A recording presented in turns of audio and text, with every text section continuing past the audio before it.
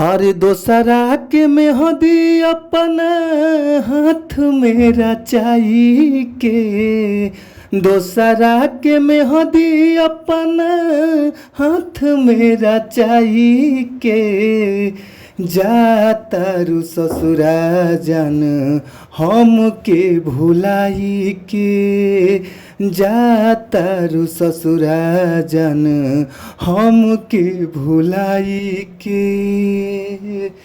तो जी हाँ ये भैया, आप सब कैसन बानी जा, और हमरा पूरा विश्वास रहेला कि आप लोग मस्त हो खब जा, खुश हो खब जा, स्वस्थ हो खब जा, तंदुरुस्त हो खब जा। और हम बानी आप सबके भोजपुरी गायक व गीतकार नीतीश सिंह।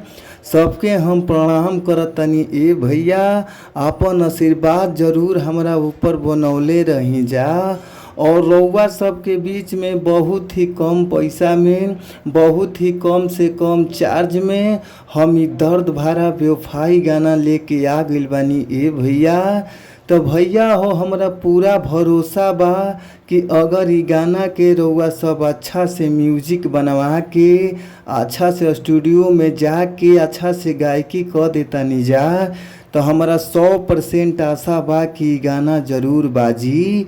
जी भैया, रउआ सब खूब बढ़िया गावतानी जा, खूब बढ़िया बजावतानी जा, फिर भी रउआ सबके अच्छा गाना नइखे मिल पावत, तो रउआ सबके घबराए के ज़रूरत नइखे। अच्छा गाना पावे खातिर हमारी यूट्यूब चैनल के सब्सक्राइब कर लीजा, जौना यूट्यूब चैनल के नाम बाटे भोजपुरी संगीत लिरिक्स। तो भैया, आप लोग हमारी यूट्यूब चैनल के सब्सक्राइब करके घंटी के बेल आइकन जरूरे दबा लीजा, काहे से कि घंटी के बेल आइकन रउआ सब दबा लेब जा, तो कोनो भी वीडियो, कोनो भी गाना अपना चैनल के माध्यम से रिलीज करतानी या छोड़तानी, अपलोड करतानी, तो सबसे पहले नोटिफिकेशन रउआ सबके मोबाइल के ऊपर पहुंच जाई। तो आप लोग ज़रूर सब्सक्राइब कर ली, और आई जा हमने के सीधे देर ना करते हुए चलल जाओ हमने के मुखड़ा के ओर। मुखड़ा के भाव का बा, कौना भाव में कैसे गावे के बा, आई जा हम गा के रउआ सबके सुनावतानी।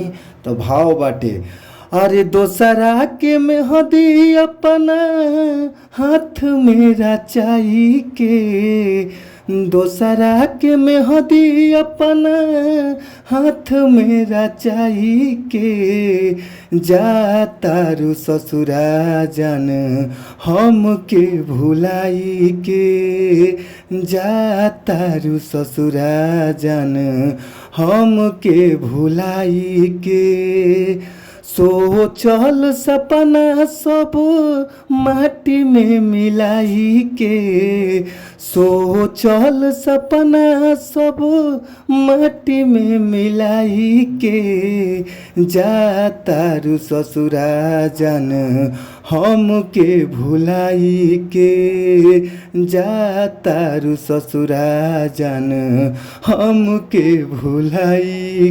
के।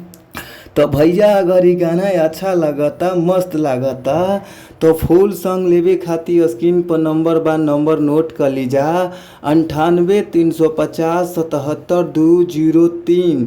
एक बार और नंबर नोट कर लीजा ये भैया, 98 350 77 203।